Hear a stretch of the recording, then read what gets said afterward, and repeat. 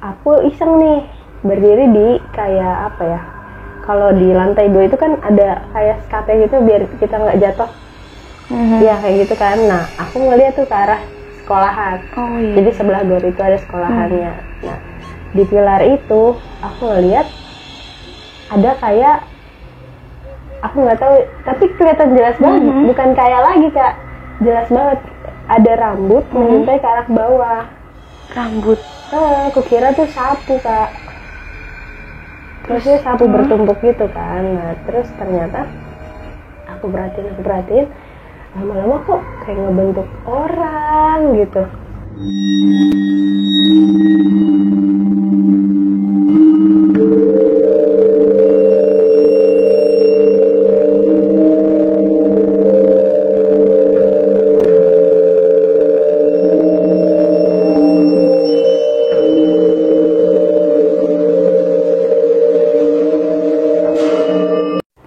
Assalamualaikum warahmatullahi wabarakatuh. Selamat datang di Cemimi, cerita mistis milenial.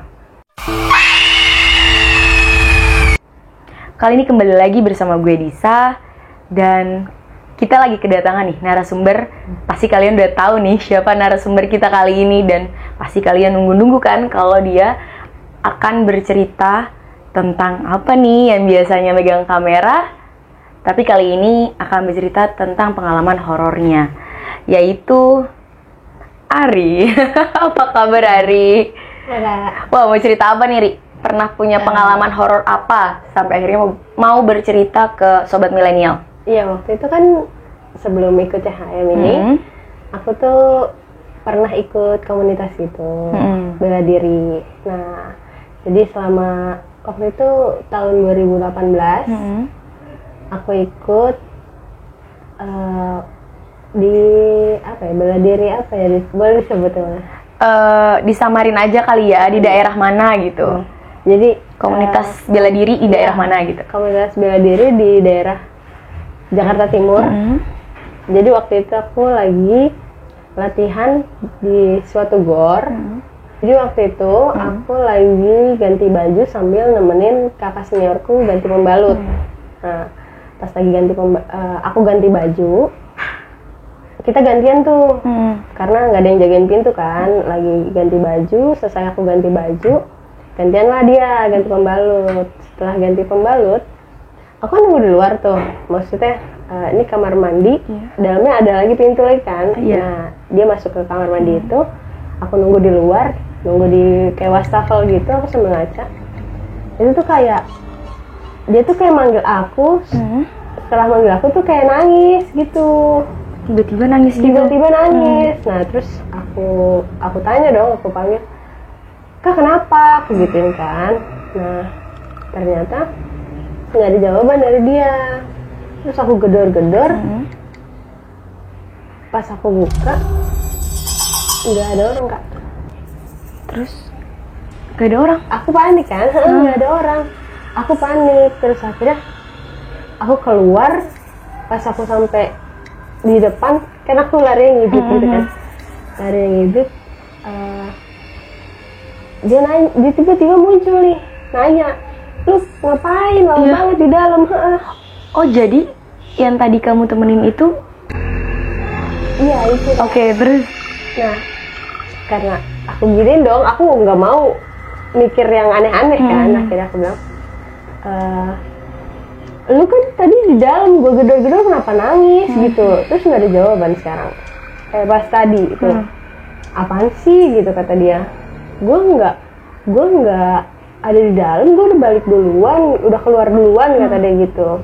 Nah terus aku bingung kan, lah kok keluar, padahal aku kan di depan kaca. Di depan kaca ya otomatis kalau dia keluar itu kelihatan dong. Nah di situ tuh aku lagi sambil ngaca, kok nggak ada orang tapi ada suara nangis itu. Lah ya udah, aku kira kan dia masih di dalam kan. Ya udah, pas dari situ aku nggak mau ambil pusing, terus lanjut tuh latihan lagi. Sebelum latihan tuh kan aku ada jogging dulu tuh, jogging naik turun tangga. Kebetulan di situ kan ada lantai berapa gitu gornya, terus kita naik turun tangga. kita maksudnya udah doa bareng. Aku pengen nyuri start nih, buat kayak biar cepet selesai aja gitu Kak. Nah udah gitu pas lagi lari aku ngedilin temen-temenku, kukira di belakangku ada orang nih, ada temen-temenku nyusul, ih asik nih ada yang balap gitu kan. Pas ternyata aku lihat ke belakang, itu tuh cuman kaki doang Kak. Ada orang? Gak ada, temenku ternyata tuh lagi masih di sana. Jadi cuma ada kaki doang. Terus dari situ aku, ya udah aku balik lagi kan besok ke temen-temen aku. Terus temen-temenku nanya, kenapa lu ngos-ngosan gitu? Terus, nah kakak yang tadi itu, kakak seniorku ngomong gini, lu diikutin kali gitu. Terus aku kan gemeteran ya, lagi sambil gemeteran gitu. Lu jangan ngada-ngada deh, gituin kan. Lu aja sana yang diikutin, gue nggak mau gitu. Udah diem orang masih lama nih latihannya, udah kita lanjut lagi. Udah gitu kita lanjut, akhirnya aku jogging bareng sama mereka aja tuh. Jadi tuh setelah aku jogging itu kan tarik nafas dulu tuh biasanya, naik turun tangga juga maksudnya, tapi nggak sambil jogging. Lagi itu aku lagi tarik nafas, yang lain udah pada duluan balik, aku masih tinggal sama temanku satu orang. Nah terus habis itu aku iseng nih berdiri di kayak apa ya, kalau di lantai 2 itu kan ada kayak skate gitu biar kita nggak jatuh. Ya kayak gitu kan. Nah aku ngeliat tuh ke arah sekolahan. Jadi sebelah gor itu ada sekolahannya. Nah di pilar itu aku ngeliat ada kayak, aku nggak tahu tapi kelihatan jelas banget, bukan kayak lagi Kak, jelas banget ada rambut mengintai ke arah bawah. Rambut? Aku kira tuh sapu Kak, terusnya sapu bertumpuk gitu kan. Nah terus ternyata aku perhatiin lama-lama kok kayak ngebentuk orang gitu. Terus aku penasaran dong, daripada aku takut sendirian, aku tanya sama temen aku, sini deh bentar, kenapa gitu kata dia nyamperin aku. Terus aku bilang, lihat deh apaan tuh gitu. Mana? Itu dekat pilar.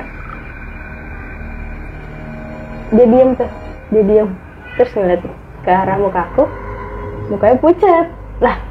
Jadi pas mukanya dia kayak kelihatan pucat gitu, aku pastiin dia ngeliat hantu itu. Nggak ngomong basa-basi babi bu, aku lari. Jadi setelah itu kan aku lari tuh terbirit-birit kan. Terus abis itu aku ketemu sama guruku tuh, pelatihku. Terus aku bilang, Pak saya izin ya, nggak bisa lanjut latihan dulu karena lagi sakit. Karena padahal di situ aku cuma alasan aja, karena takut. Karena kakak mau tahu nggak, setelah kita lari itu si hantunya itu ngejar Kak, terbang gitu. Makanya aku tuh udahlah nggak usah lanjut lagi lah gitu. Bener-bener terbang ke arah kamu. Bener terbang Kak. Terus pas aku pulang sampai rumah, aku cerita sama orang tuaku. Aku baru inget itu tuh malam Jumat Kak. Ya ampun, aku gemeteran banget. Aku udah lemes banget. Udah sampai situ. Jadi kan waktu itu emang aku latihannya tuh setiap hari kan Kak. Nah besoknya aku balik lagi ke tempat itu. Ya ampun, balik lagi kamu ke sana? Bener Kak, balik lagi karena emang kita tuh biasa latihan di situ. Nah habis dari situ pas baru mau mulai latihan, temenku bilang katanya, Ri tahu gak kemarin tuh pas lu balik, abis kita selesai latihan ada yang kesurupan. Ada yang kesurupan Kak. Terus aku tuh antara apa ya, bersyukur dan enggak gitu loh. Karena akunya nggak kena, tapi temanku kasihan kena. Ya. Kasihan. Nah, yang aku bilang tadi, yang aku ngeliat si hantunya itu, setelah aku lari itu, kenapa kita larinya benar-benar ngibrit? Karena hantunya itu ikut ikut Jadi sambil cekikikan. Ke arah kamu, terbang ke arah kamu. Sambil ke arah aku. Pantesan kamu memutuskan untuk pulang. Daripada aku kenapa-napa. Tapi aku kasihan banget sama temen aku sih. Jadi Iya. dia malah dia yang kena. Tapi kan kamu melihat sosok itu juga, maksudnya sosok hantu tersebut juga dan lari ke arah kamu. Iya benar. Tapi akhirnya kamu cerita nggak apa yang kamu? Nah setelah itu aku cerita sama temen aku tuh. Kebetulan emang seniorku yang itu latihan lagi tuh hari itu. Terus aku bilang, iya waktu kemarin tuh aku tuh sebenarnya ngeliat pas lagi narik nafas, maksudnya ambil nafas di atas sama si ini, aku bilang gitu. Dia bilang, iya kata dia gitu kan, maksudnya membenarkan gitu apa yang aku bilang. Nah terus seniorku nyaut lagi, iya kemarin si Ari abis katanya dengar suara gue nangis gitu kata dia gitu.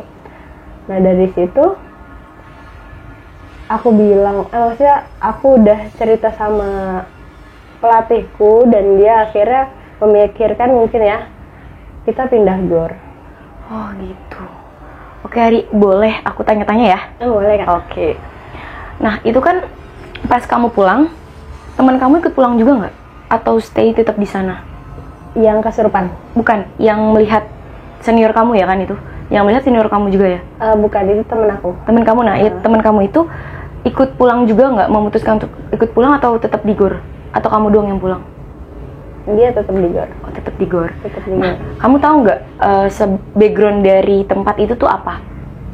Kalau menurut pelatihku sih ya, ini aku nggak tahu. Cuman emang sih aura-auranya tuh ya serem aja gitu loh daerah sana tuh. Kebetulan kan dekat sekolah juga, sama kalau nggak salah tuh ada danau kan di situ. Yang aku lihat dari cerita kamu sih, sepertinya latar tempatnya itu dulunya itu tuh seperti makam. Dan karena itu dekat sekolah dan dekat danau juga, banyak siswa yang mau berusaha apa dibilang ya, cabut dari sekolah melalui akses danau itu, tapi malahan tenggelam di danau, kepleset apa, akhirnya seperti itu. Jadi kondisi di sana agak memang creepy, serem gitu. Iya, mungkin saat kamu lagi melihat itu, kamu kondisinya lagi lemah atau maksudnya lagi kurang sehat atau apa, dan teman kamu juga sama, dan ditambah sosok tersebut energinya cukup kuat sih yang aku lihat, makanya bisa menampakkan dan sampai memasuki ke tubuh teman kamu juga. Tapi yang hantu perempuan itu ya benar Kak? Iya, itu pas kamu lihat sosok itu senang, terus akhirnya ada yang lemah di antara teman-teman kamu, akhirnya masukinlah ke yang lemah itu.